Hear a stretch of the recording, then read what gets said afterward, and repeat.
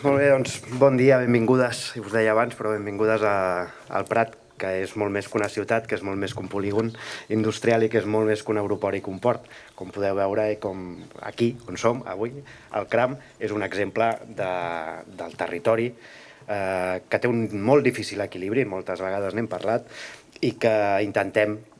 doncs, amb exemples com el del CRAM,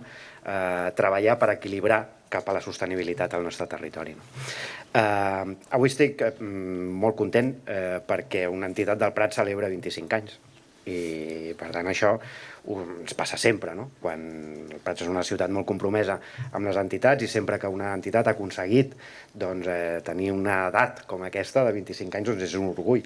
per la ciutat, però especialment pel CRAM. Especialment i per tres motius fonamentals. En primer lloc perquè el Prat és un territori, és una ciutat, és un municipi compromès amb la lluita a favor del medi ambient, amb l'acció ambiental i per tant una entitat que la seva màxima aspiració és aquesta, la de lluitar i fer acció ambiental, doncs evidentment és motiu d'orgull. En segon lloc també perquè el Prat és una ciutat molt orgullosa del seu territori, molt orgullosa de la conquesta que ha fet la ciutat, de la conquesta que han fet les persones d'aquesta ciutat en el territori. Aquí on som, no en fa tant, segurament una mica més de l'edat que ara té el CRAM, doncs era una zona absolutament degradada. Els que tenim ja una edat recordem com aquesta platja no ens podíem banyar. Recordem com ningú podia pensar que això eren uns espais naturals i que això era amb el que s'ha convertit i amb el que encara creiem que ha de millorar i que lluitem també per això. Per tant, aquest territori necessita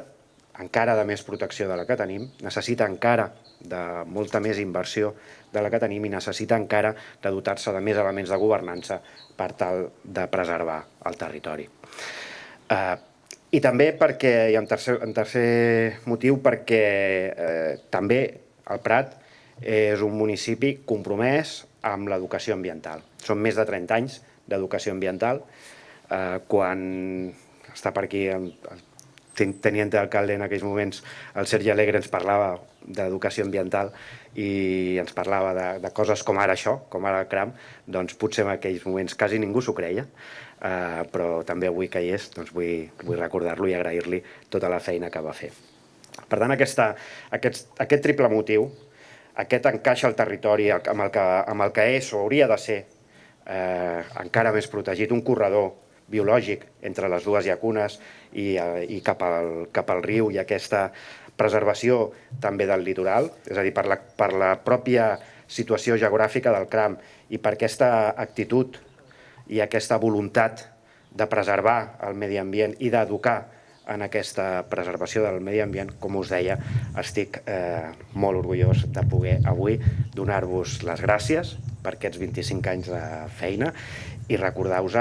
que podeu comptar amb nosaltres, que podeu comptar també, i em consta, amb la resta d'administracions, i si no, ja empenyarem,